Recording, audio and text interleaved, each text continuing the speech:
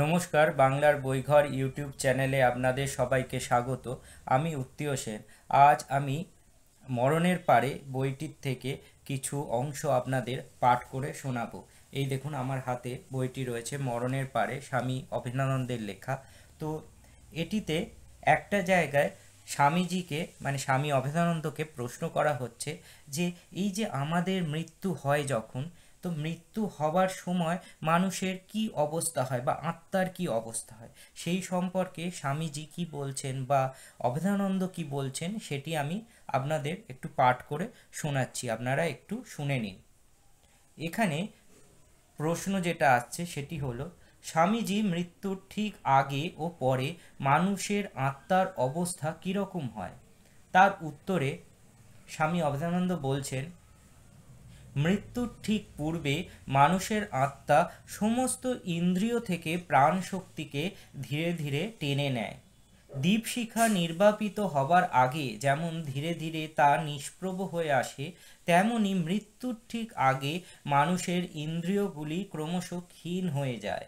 তারপর প্রদীপ একেবারে নিভে যাবার মতো মানুষের প্রাণ শক্তিও স্তব্ধ হয়ে যায়। তবে আশ্চর্যের বিষয় হলো, ইন্দ্রিয়দের শক্তিগুলি কিন্তু তীক্ষ্ণ ও সতেজ হয়ে ওঠে।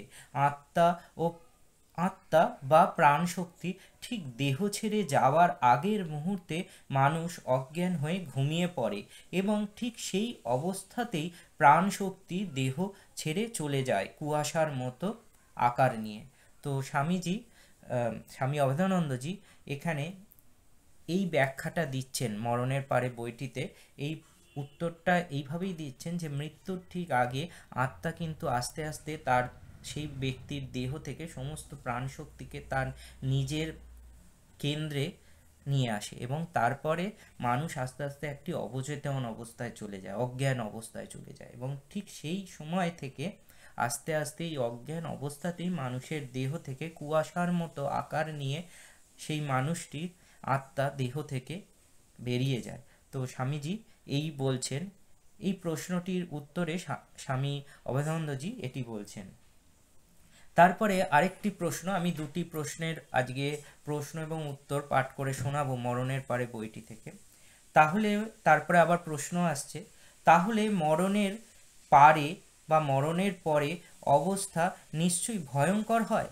তার উত্তরে স্বামী অভেদানন্দজি বলছেন, হ্যাঁ, পৃথিবীর ভোগের মায়ায় যেসব প্রেতাত্মা আসক্ত থাকে তাদের অত্যন্ত কষ্ট হয়।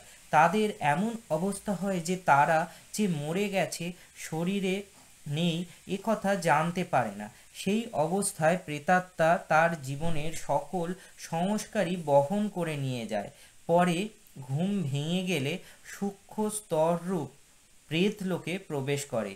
এই যে প্রেতলোক, এটাও মানুষের নিজের কল্পিত, তাই একে মানসলোকও বলা হয়। সেখানকার পরিবেশ হলো কম্পন মাত্র। বিদেহী আত্মাদের সকল সুপ্ত বাসনা সেখানে জেগে ওঠে।